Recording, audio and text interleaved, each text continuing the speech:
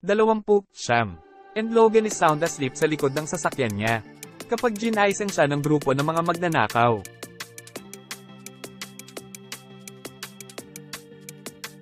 Na sinusubukang nakawin ang gulong ng kanyang sasakyan.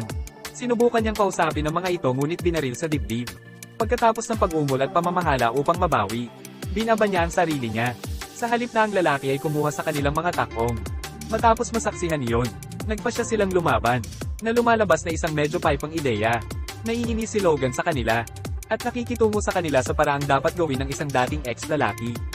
Tama ito ang lahat ng dakilang Wolverine. Pagkatapos, nagmaneho si Logan sa malapit na banyo, upang alagaan ang kanyang mga sugat. Edad ay nagsasabi sa Logan, na kasalukuyang huling miyembro ng X-Men. Nagsisimula na ring mabago sa kanya ang kanyang kakayahan sa pagpapagaling. Mamayang gabi, makikita natin na nagtatrabaho na siya ngayon bilang limousine driver. Sa El Paso, Texas kung saan ipinahayag na hindi. Iba pang mga mutant ay ipinanganak sa loob ng 25 taon. Isang araw nasa libing siya para sunduin ng isang tao gaya ng dati. Nang lumapit sa kanya ang isang babaeng nagngangalang Gabriela Lopez, humihingi siya ng tulong sa kanya. Sinasabing alam niyang siya ang isa.